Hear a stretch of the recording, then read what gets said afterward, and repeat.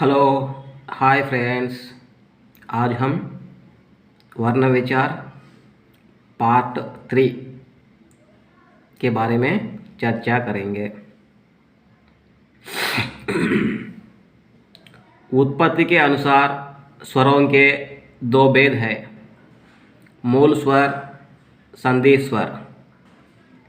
जिन स्वरों का उत्पत्ति किन्हीं दूसरे स्वरों से नहीं है, जिन स्वरों का उत्पत्ति किन्हीं दूसरे स्वरों से नहीं है, उन्हें मूल स्वर कहते हैं। मूल स्वर 4 है, आ, ई, उ, ऋ।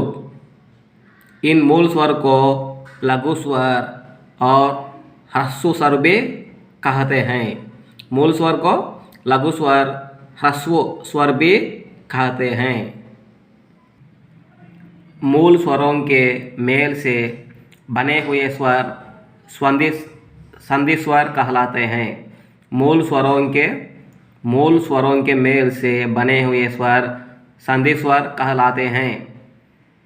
आ, ई, ए, ऐ, ओ, औ। इन स्वरों को संधि स्वर कहलाते हैं।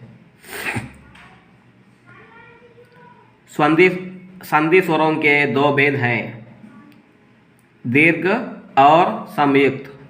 संधि स्वरों के दो भेद हैं, दीर्घ और संयुक्त।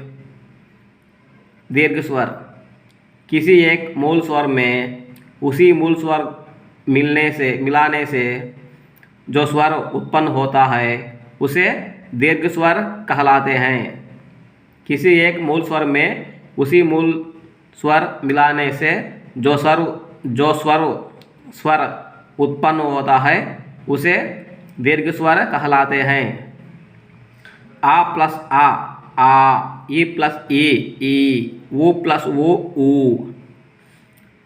आ, ई, उ उत्पन्न हुआ है, इसे दीर्घ स्वर भी कहते हैं और सवर्ण सजातीय स्वर भी कहते हैं। क्योंकि आ प्लस आ एक ही जाति के हैं, ई प्लस ई एक ही जाति के हैं, उ प्लस वो एक ही जाति के हैं।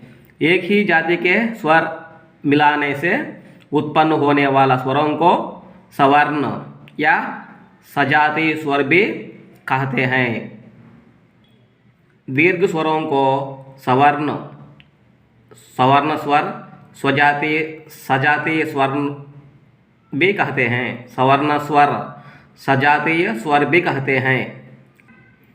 भिन्न भिन्न स्वरों के मेल से जो स्वर उत्पन्न होता है उसे संयुक्त स्वर कहते हैं।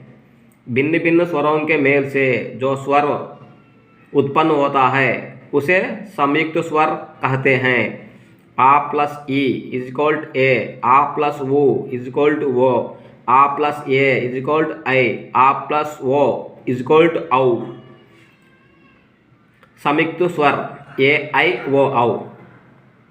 ये आ प्लस ई दोनों भिन्न भिन्न जातियों से मिलकर ये बना है, इसलिए इन स्वरों को असवर्ण स्वर या विजातीय स्वर भी कहते हैं। एक ही जाति के है तो सवर्ण या सजातीय स्वर कहते हैं। भिन्न भिन्न जातियों के स्वर के मेल से जो स्वर उत्पन्न होता है उन्हें असवर्ण स्वर या विजातीय स्वर भी कहते हैं। इनको संयुक्त स्वर को असवर्ण स्वर या विजातीय स्वर भी कहते हैं। उच्चारण के कालमान के अनुसार स्वरों के दो भेद किए जाते हैं, लघु और गुरु। लघु स्वर जिस स्वर के उच्चारण में एक मात्रा लगती है उसे लघु स्वर कहते हैं। आ, ई, ओ, ऋ। लघु स्वर को मूल स्वर भी कहते हैं। गुरु स्वर जिस स्वर के उच्चारण में दो मात्राएं लगती हैं उसे गुरु स्वर कहते हैं। आ, ई, ए, ऐ, ओ, औ। गुरु स्वर को दीर्घ स्वर भी कहते हैं।